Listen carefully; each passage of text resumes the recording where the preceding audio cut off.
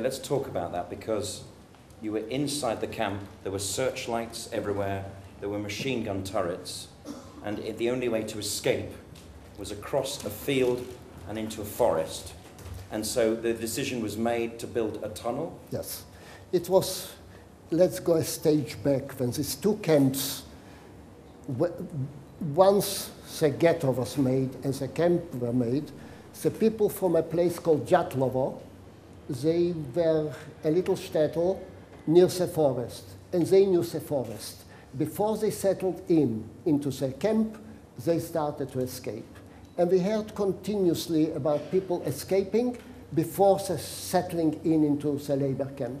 And then, of course, they made 2 lots of barbed wire, they made a big fence, and escape was starting to get very, very difficult indeed. And the last massacre which took place, one before the last massacre, sorry, on the 7th of May 1943, the Germans took out 250 people out of the 500, including my mother and sister. They took them just across the road and they machine gunned them. Now, the 250 people which remained, they knew that sooner or later they will be killed. The war against the Jews was much greater than the war against Russia, because they managed to smuggle in a radio in the loft. And every day a person used to come and listen to the news.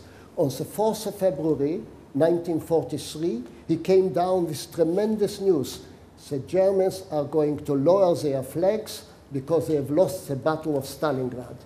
So they knew they are going to remain alive, because after all, they are making fur coats, fur gloves, saddles and so on for the German army.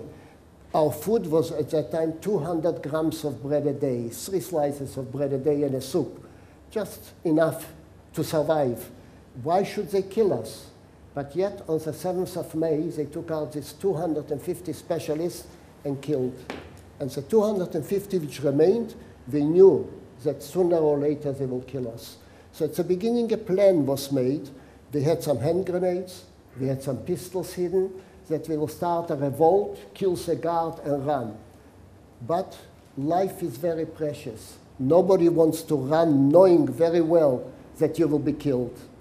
So excuses were made. 3 evenings. It's too bright. The moon is out. And of course, they didn't run. And then it came an idea that because we are so dirty in the camp, we didn't have any water in the camp. They just provide us water for drinking. We didn't wash for so many years. There was bugs. The Belarusian guards could not come in our camp without a German supervisor. And the German supervisor was afraid to come into the camp because he will definitely catch whatever illness there is, he will catch from the Jews. Reuter, who was in charge of the Jewish affairs, when he used to beat up a Jew, when he used to stand in line, he used to put on white gloves. That chas v'sholem, he should touch a Jew with his hand. And of course, when he used to put on the gloves, they knew somebody is going to get it. And the tunnel was they started the plan of a tunnel. The last building over there, the decision was like that, to build a tunnel for 100 meters. Wheat was growing outside the camp. So if we build for 100 meters, we will manage to crawl through the wheat and manage to escape to the partisans. Because continuously from 1942, August, we had contact with the partisans.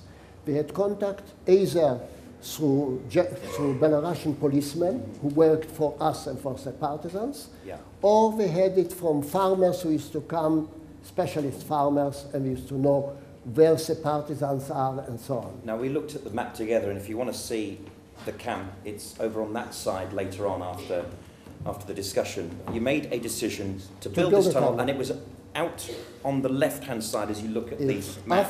Why did you decide to build the tunnel that way and not the other way? We could not build. The other way is a town. Right. To the other side, it was very difficult. The easiest way was in the field where the wheat are. Right. So first of all, we had 500 people in the camp, And then they shot 250, so there remained 250. So it means they had a lot of space.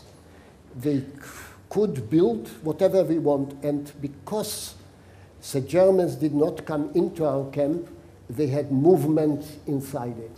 By doing that, by that I mean that they could steal from the Germans, because stealing something from the workshop meant hanging. But a decision was made, a joint decision, that we will steal whatever is necessary to build this tunnel. And a committee was formed. And the committee was one man, Sucharski, and he said he guarantees that every day he will supply fresh tools, sharp tools for digging. The joiners said they will supply wood for making trolleys and everything else. From every operation, there was somebody who said he guarantees that he will do it.